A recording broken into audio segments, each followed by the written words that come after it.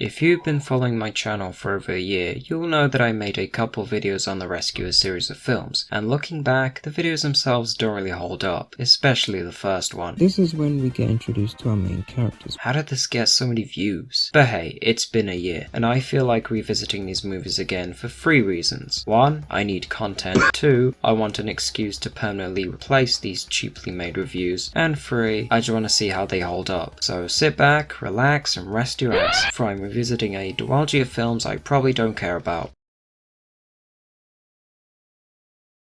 Initially released in 1977 to both critical and commercial success, The Rescuers is an adventure comedy drama based on a series of books written by Marjorie Sharp. The film originally entered development in the early 60s after Walt Disney optioned the books with the intent to produce a feature-length adaptation. Various different ideas were thrown around, such as Bernard and Bianca going to Cuba and helping a poet escape to the US, and funny enough, that version of the story got the entire project shelved due to Walt's own disapproval of its political overtones. I'm not joking. The film was eventually revived in the 70s as a project for the younger animators, but following the release of Robin Hood in 1973, it was taken over by the senior animation staff. Fast forward to June of 77, and the movie was finally released to the public, becoming a box office hit as well as receiving positive critical reception. And to elaborate on the box office side of things, during its initial release in France, The Rescuers managed to outperform Star Wars. Yeah, you heard me. The original Star Wars was outgrossed by the Talking Mice movie. Crazy shit, I know. To put it simply, the feature was a financial hit in various parts of the world, and the theatrical re-releases soon followed in both 1983 and 1989, bringing the worldwide total to over 169 million. Despite its success, however, The Rescuers is often forgotten about in classic Disney discussions, and from what I've seen, the general consensus appears to be mixed. I don't really see anyone loving this movie, and I also don't see anyone straight up hating it. But what about me? What do I think about the film? It's sorta mid. Yeah, this may or may not come off as shocking, but I still see The Rescuers as a pretty average film. It's not bad by any means, but the overall experience felt kind of unremarkable. The plot itself is about a pair of mice known as Bernard and Miss Bianca, who both work for the Rescue Aid Society, an international mouse organization specifically dedicated to helping those in need. In this installment, Bernard and Bianca are tasked with locating Penny, an orphan girl who had been kidnapped by 2 treasure hunters and taken to a swamp known as the Devil's Bayou, where the world's largest diamond is located. Now, unlike the sequel, The Rescuers is a much quieter film, and the pacing reflects that pretty well. No sequence feels rushed or even too slow, allowing the audience to actually breathe and get lost in the adventure. The first 30 minutes of the film serve as a decent introduction to both the world and characters by setting up the basics and allowing the story to naturally progress. The first half of the film feels more like a mystery as opposed to an adventure, and I can see why some would view that as misleading, but I personally enjoyed this part of the film. I thought it was interesting to see these characters trying to unravel the mystery behind Penny's abduction. It takes the main duo at least 40 minutes to arrive in Louisiana, where the Devil's Bayou is located, and until then, they spend said time figuring out Penny's whereabouts, as the message they received didn't contain the information needed to track her down. The second half, however, takes place almost entirely within the Devil's Bayou, as Bernard and Bianca spend a good chunk of time figuring out an escape plan for Penny, as well as executing it with the help of other mice who conveniently happen to live nearby. This part of the film is also not bad. It's completely fine, but if I was to nitpick, the music that plays during the escape scene does not fit at all. It's just too silly and out of place, especially after this. But whatever, it's only one tonally inconsistent sequence, and compared to all the other problems that are present in the film, this one in particular is pretty minuscule, even if it does throw me off slightly. You'll get that diamond or you'll never see daylight again! In that case, you'd be dead by daylight. But if you really want to talk problems, then the characters would make a solid first choice. The characters here are for the most part forgettable. None of them are outright terrible or bad. They're just simply unmemorable. I barely even remember any of their names. All I know is this one mouse named Luke who likes to drink, and this other mouse who I can't be asked to mention. But despite that, a lot of these characters still directly contribute to the plot, even if said contribution is small. And while that doesn't erase the fact they're not memorable, it's at least something. There's Evinrude, a dragonfly who mans a leaf boat across the Devil's Bayou. He's fine, I suppose. You also have Rufus, an elderly cat who comforts Penny at the orphanage whenever she's sad. He doesn't have much screen time, but he still serves an important role in the story, assisting Bernard and Bianca with his knowledge on Madame Medusa and a pawn shop. And speaking of Medusa, she's the main villain of the film if you couldn't tell. She's also fine, but overall nothing special. Her motive is very straightforward. The only reason she even bothered kidnapping a child was to use them to fetch her a valuable diamond that's hidden deep inside a sea cave, as only they can fit through the hole. And her reason for wanting this valuable diamond?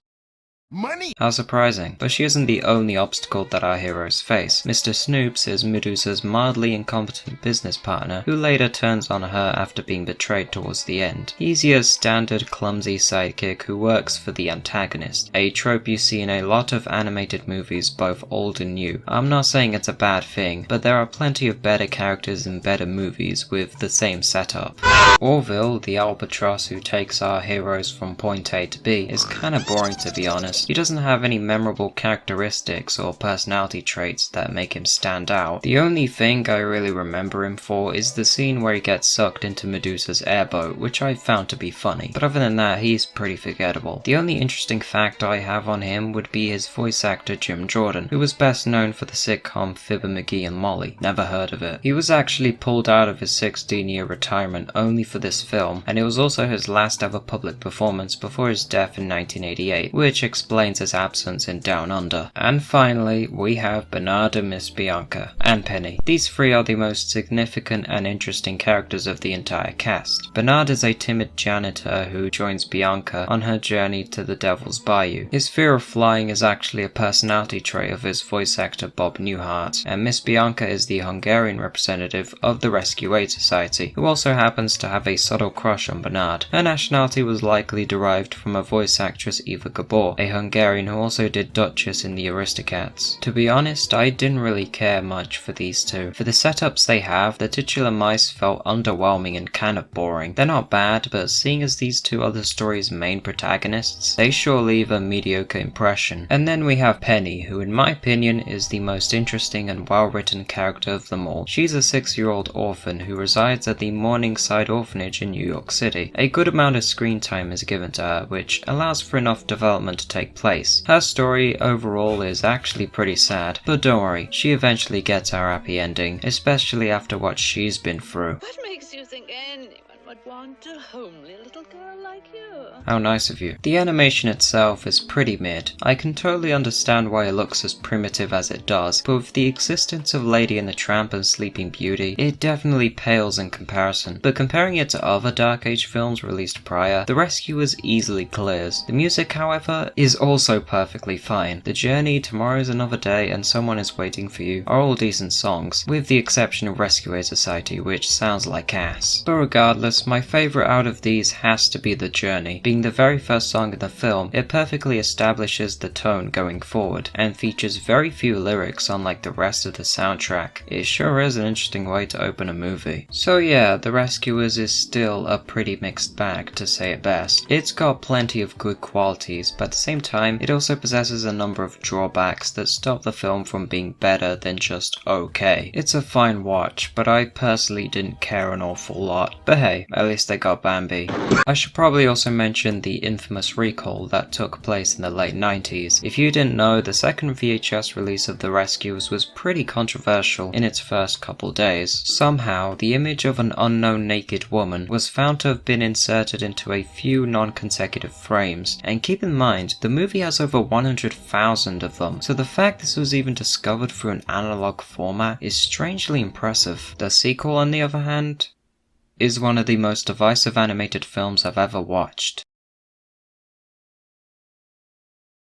The Rescuers Down Under was Disney's first feature-length animated sequel to be released in theaters. It was also one of the first I remember seeing, and by that you could probably argue this film catapulted my interest in these movies, and you wouldn't be wrong entirely. It also gave me 300 views on a video where I probably got too heated for my own good. And the film as a whole just feels half-assed. The potential it had, seriously, it's just all been thrown out the window. And funny enough, it's one of the main reasons that got me to revisit and re-review these movies, as I personally believe I could have done a lot better with those videos. So on to the real question. Does the Rescuers Down Under still kinda suck? Yes or no? I know it's not a clear definitive answer, but just bear with me here, for I'm just as confused as you are. If you've been paying attention, you may recall me saying that Down Under is one of the most divisive films I've ever watched, and that's not an exaggeration. I'm being 100% honest with that statement. There are many things to love about the sequel, but at the same time, there are various aspects to it that I personally cannot stand. It's a bit of a similar case to the original, where instead of the best being good and the bad being meh, most of the good here would usually consist of really good, and most of the bad as either pointless or annoying. And since you're all probably waiting, I think I might as well get on with it. Starting on a positive note, the animation is obviously great. It's a giant step up from the original, and was also the very first feature film to be created digitally through the use of caps, a process that allowed for more streamlined production with the efficient use of digital ink and paint. This was possible through Disney's collaboration with an obscure computer graphics company known as Pixar. Never heard of them. So in a way, Down Under was pretty groundbreaking for its time, and I can definitely respect that. The visuals are genuinely stunning and for the most part still hold up, even after 33 years. Wow, this movie is old. Without a doubt, the sequel totally clears the original in this department, but it's not the only positive aspect to the film. The Rescuers Down Under is also credited for being the second Disney animated film to have no songs written for it, opting instead for the use of film score and licensed music, a decision that gave birth to one of the best character introductions in animation history, so in that case I'm totally good. The score itself is pretty decent and houses a good share of memorable pieces such as Cody's flight and the movie's opening. On its own, Down Under features a competent score, but compared to the original, I think it's a tie, or in other words, it's too close to call. But with all that aside, is the story actually any good? No. Okay, let's at least try and give it a fair chance, because after all, it's been a year, and time can do a lot of weird things. The sequel once again follows Bernard and Miss Bianca as they travel to the Australian outback on a mission to save a 9-year-old boy from an evil poacher who wishes to locate and capture an endangered bird. Can you guess why? The decision to set the film within the outback was partly to do with the international success Crocodile Dundee was enjoying at the time, a movie that enhanced interest in Australian culture to the mainstream American audience. It was also the first Disney film since Bambi to include an environmental message, coinciding with the increase in environmental awareness at the time. Now, unlike the first film, the sequel takes place predominantly within daytime, and the story moves at a much faster pace. It's also shorter in length, clocking in at a 73-minute runtime excluding credits, whereas the original had a 77-minute runtime with a short opening credit sequence. The reason I'm probably mentioning this is because Down Under is a somewhat bloated mess in terms of plot, and the shorter runtime might play a small role. A lot of scenes either drag out or whiz by, resulting in very inconsistent pacing, and yes, I know what I said. Down Under is faster than the original, and that probably isn't good. There are instances where the film appears to be slowing down, only to pick up speed almost immediately, thus killing any chance at properly developing these characters. And then you have scenes such as McLeach's hideout, where Cody is imprisoned with all the other animals. This did not need to be as long as it ended up being. There's barely any interesting development going on here, and not to mention how pointless and dragged out these shenanigans are.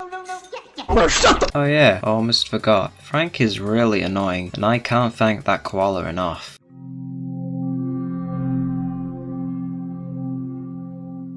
Inconsistent pacing, however, isn't the only issue, as Down Under also suffers from a half-assed conclusion. Almost immediately after the rescue, they all fly off into the distance, supposedly taking Cody home, and that's it. The movie ends right there. We never really see Cody return home, nor do we know what happens to the imprisoned animals still stuck in McLeach's hideout, and Wilbur gets left behind with Marahute's eggs, as all three begin to hatch for comedic effect. I don't really like this ending. In fact, I generally don't click with these types of endings, and that may come off as an unpopular opinion to some. I can understand why some movies do this. Hell, not just movies, but also TV shows and games. I would have preferred a definitive conclusion where we're actually shown Cody and his mom reuniting, or at the very least their reunification being confirmed by someone like the Chair Mouse. It would have also been nice to see Wilbur taking Bernard and Bianca to their honeymoon, a bit similar to the first movie's ending, where we see Penny's story finally get closure along with Bernard Bernard and Bianca riding off into the sunset together, with Evinrude as their special guest. Oh yeah, completely forgot. Where was Evinrude? He's not given a single mention here, so what even happened? I guess we'll never know. No more Mr. Nice Guy. Drake when he's mad. Okay, so the story wasn't too great, but what about the characters? They're not much better. For whatever reason, Bernard and Bianca feel more generic and underdeveloped, as towards the second act, they get sidelined hard in their own movie, only to waste time on these other characters instead. Bernard is reduced to the role of a butt monkey, always having bad things happen to him because Lamau, that's funny. Bianca is nothing more than just a useless cog that moves along the love triangle subplot, and Jake is just a lame addition to the cast, who repeatedly attempts to steal her from Bernard, all because they're not married. It's really stupid. And outside of that, Jake is a nothing character. He doesn't do anything memorable, nor does he leave a good impression. Wilbur is also pretty useless, and strangely enough, he happens to be a favourite of mine. The only reason he's in this movie and not Orville was because Jim Jordan died a few months before Bob Newhart and Eva Gabor were confirmed to reprise their roles. So instead of recasting the character, they replaced him with Wilbur, his totally not thought of on the fly brother. And yes, his name is a reference to Wilbur Wright, who was Orville's older sibling in the real world. He's also voiced by the iconic John Candy, which is pretty cool stuff. You got it? Fair. It's a play on never mind. But yeah, Wilbur's my favourite character. You could even say he broke his back carrying the film.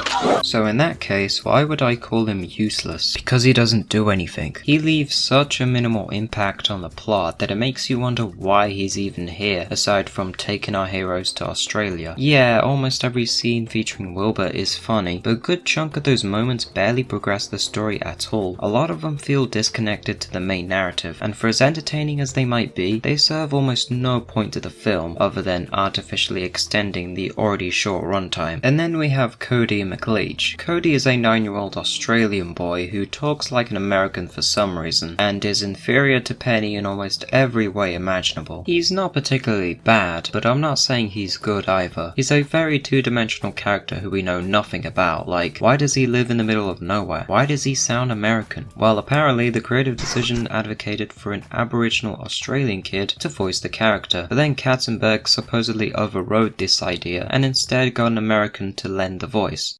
Why? McLeach is the main villain of the film, and you know what, I found him slightly better this time. I mean, yeah, he's still kinda generic, and his goal essentially boils down to must kill animal for money. But newsflash, he's a poacher. That's pretty much what they do, and what makes McLeach stand out is just how much fun this guy has by simply torturing animals and manipulating Cody. And thanks to George C. Scott's terrific performance, I can safely say that Percival McLeach is a better villain than Madame Medusa. Blimey, it's a hidden salamander. Actually, that's a goanna. Now, similar to the likes of Titan AE and The Black Cauldron, The Rescuers Down Under is one of those movies where I can't discuss the film itself without mentioning the poor box office performance. It is no secret that Down Under flopped hard in comparison to other Renaissance films, and this is usually the main reason for why it isn't nearly as talked about or even remembered as some of the least popular films released in that period. The film debuted the same week as Home Alone, which was already bad enough, as it went on to become the highest grossing feature of that year. And what's worse is the initial lackluster performance resulted in Disney quickly dropping the ball and even actively making sure no one else could see it by recalling all advertisements for the film on TV. And the guy who was allegedly responsible for this exact decision? You've gotta be kidding me. The same guy who consciously decided to physically cut 12 minutes of footage off The Black Cauldron without anyone's permission. 12 minutes of footage which is now considered lost media, potentially forever. Honestly, the more I read through these, the more I realize how much of a dickhead this guy truly was. But whatever, I'm going slightly off topic here, and to summarize my complete thoughts on The Rescuers Down Under, it's still a mixed bag. The film features a bloated story with good visuals and partially lame characters, with the exception of Wilbur and McLeach. The music is fine, the pacing is off, and the overall experience rarely feels like an adventure set in the outback. So in a way, Down Under is kind of a step down down for me personally. I understand if you like it, as that's perfectly fine, but from my experience, I found the original to be slightly better, and even then, that particular film has its own share of problems that severely drag it down. And despite all that, however, these movies were honestly pretty fun to revisit. Yeah, I know that sounds extremely conflicting with what I just said earlier, but despite my opinions on the series, I probably wouldn't mind going back to these infrequently, though in the sequel's case, I'll just skip anything past the 30-minute mark that doesn't feature Wilbur on screen. Nah,